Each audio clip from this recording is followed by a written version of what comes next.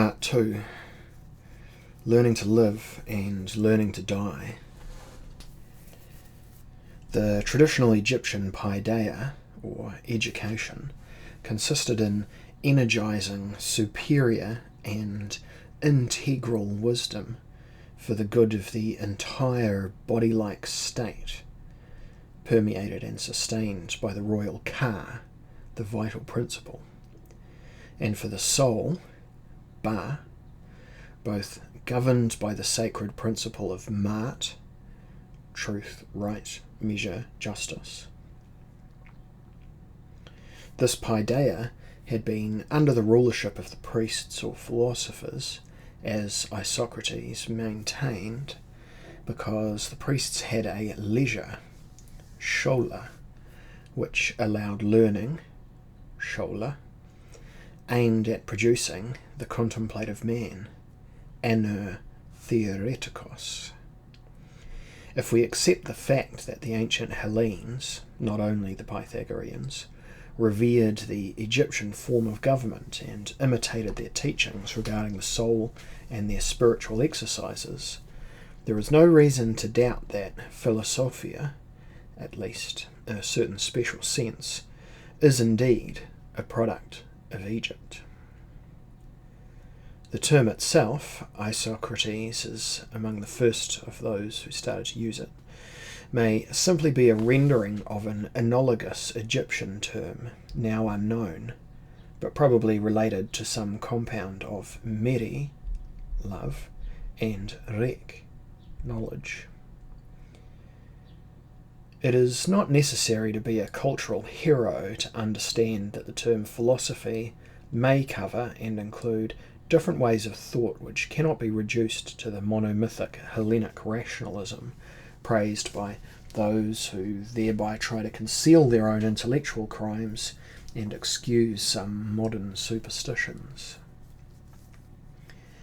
As John P. Anton observes while discussing the philosophical trust in eros and in the power of logos, which cannot endure without the divine language of being and sacred mythology, quote, "I feel certain that the right to philosophize, to gain access to this intellectual virtue, is not something one secures by paying annual dues to the American Philosophical Association." End quote. It is difficult to decide whether the Greek term nous, intellect, intuition, perceiving, essential and non-discursive understanding, may really be derived from the Egyptian verb nu, nua, see or look, related to the Greek noio, see, perceive or observe, or the Greek sophia, wisdom, from the Egyptian seba, teaching, learning or star, as Martin Bernal boldly asserts. However, such philological uncertainty cannot prevent us from recognizing the Egyptian philosophy, or love of wisdom and learning. The term sabite, teaching, employed by the Egyptians themselves, was used to designate various texts of instructions, complaints, and praises, including those belonging to the wisdom literature. Such ancient sages, sometimes turned into the archetypal authorities as Harjadit, Imhotep, Neferti, Heti, Tahemjahuti, Kacheperezonbe, Tahotpa, and Kaires, mentioned by the Papyrus Chester Beatty IV of Ramesside date, may be regarded as spiritual guides and philosophers. Also, we suspect that some kind of philosophy may be deduced from the symbolism of sacred art in the temple rites, because the later Platonic philosophy is consciously or unconsciously modelled according to the hidden ritualistic patterns. The wisdom literature, as such, constitutes only a small and perhaps modernised part of the abundant writings produced in ancient Egypt. It assigned the central position to Neter, God, and as an anonymous term, regarded as creator and sustainer of all things, the sovereign Lord, supreme judge and ever-present helper, the invisible and omnipotent shepherd of mankind. Man's responsibilities towards him consist of worship, obedience and trust, especially emphasised in the Ramesside age, when personal piety becomes an exemplary virtue. The idea of the truly silent man, Ger Ma, first found in earlier wisdom literature and developed by the New Kingdom, 1550 to 1070 BC, theologies, is really the Pythagorean ideal. The concept of silence is not only the prerogative of initiatives, the prerogative of initiates who face the ineffable principle, but includes the proper attitude before a deity in the temple and in the worshipper's heart, good manners, in the presence of teacher, higher official and friend, self-control, ger, and subduing of passions exercised by the rational soul, to put it into later Hellenic terms. Sometimes this ruling principle is understood and represented as the overwhelming Ka of the pharaoh, who himself is the son of Ra. The ancient Egyptian texts not only deal with the fate of the soul, Ba, into the netherworld, but provide the motivation for the good life here and now by doing the will of God, Sekeru en Neter. The admonitions inscribed in the tomb of Osiris, the renowned sage and priest of Thoth around the 4th century BC, appeal to the living. O you who come afterwards, O every man who reads writing, come and read these inscriptions which are in this tomb, that I may guide you to the path of life and tell you your conduct, in order that you may moor at the harbour of the city of generations. Should you hold firm to my sayings, you will discover their value, and you will thank me for them. This one, and similar texts, Rite, advise the reader to follow truth and wisdom in every pursuit, i.e., to live and depart to the beautiful West, to die, according to the established patterns of a pious and righteous servant of God. A student of ancient civilizations must remember constantly that even in Greco-Roman antiquity, philosophy was regarded as spiritual guidance toward a happy life, as well as initiation, successful transformation, and integration into the divine chorus after death. Hadot describes it briefly as characterized by two paradigmatic formulas, learning to live and learning to die, where the latter formula can be regarded as the logical presupposition of the former. Seen in this light, Philosophia is a method aimed at the elimination of irrational fears, ambitions and passions, at transformation, and recovering of our essential identity.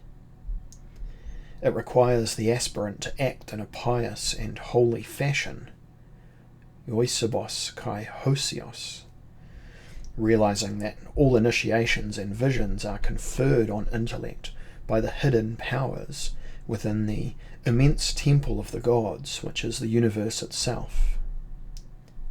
Everything is full of gods, according to Thales of Miletus. Therefore, in order to philosophize, it is necessary to be pious. Since a parallel is established between 1. A temple of initiation like that of Eleusis, and 2. the cosmos, the most holy of temples, human beings observe many wonders and initiatory spectacles, mustica theamata, in both of them. For this reason, the ancient Egyptians present the image of the probability, the image of the stability of principles in the holiest of temples, which is the world. The time between birth and death is an uninterrupted feast and liturgy, which must be properly performed. Quote, "For the world is a very holy temple, and most worthy of God. Man is introduced into it by birth, and there he does not contemplate statues, agalmaton, made by the hand of man and deprived of movement, but the sensible realities which the divine intellect has brought into being in imitation of the intelligible realities, as Plato says. Our life, which is an absolutely perfect admission and initiation into these mysteries, moisen onta kai teleten teleotaten, must be full of confidence and joy. But these feasts which God offers us, and in which he is the mystagogue, are profaned if we spend the best part of our lives in lamentation, recriminations, and exhausting anxieties." Plutarch, De Tranquillitate Animi. End quote. In antiquity, the theoretical side of philosophy, if this specific side existed at all, apart from the general theological and mythical outlook, was subordinated to the practical side. This practical side, which included contemplation, was regarded as philosophizing proper, and applied to all aspects of life, political, ethical, liturgical, and mystical. Being considered as spiritual guidance and education toward all goodness, beauty, and wisdom, ancient philosophy was only secondarily seen as a theoretical explanation of the world. And this explanation itself, along with the knowledge of epistemology and logic, served as an icon in order to provide the necessary intellectual conditions for a happy life, and for spiritual transformation and ascent, anagoge, or return, epistrophe, to the first principle, the source of all being, life, and intelligence. However, the philosophical schools which emerged in the 4th and 3rd centuries BC and introduced a new type of spiritual guidance, an organized work of love aimed at rationalization of thought and conduct, considered that moral and ontological self-knowledge must precede all spiritual progress in the philosophical discovery of the hidden truth, aletheia.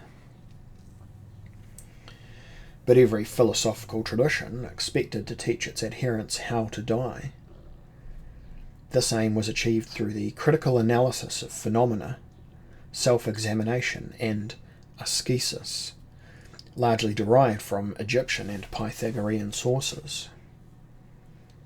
The different kinds of commentary, allegorical explanation, and symbolic interpretation were used, some found in the privileged texts written by the founders of Hieresis, others in divine oracles and sacred rites. Such hermeneutical practices were thought to lead to inner transformation and spiritual rebirth. Nevertheless, the written texts and logical systems of thought, constructed using powers of discursive reasoning, were regarded only as a temporary measure in place of personal instructions of the spiritual guide. Kathegemon, hegemon.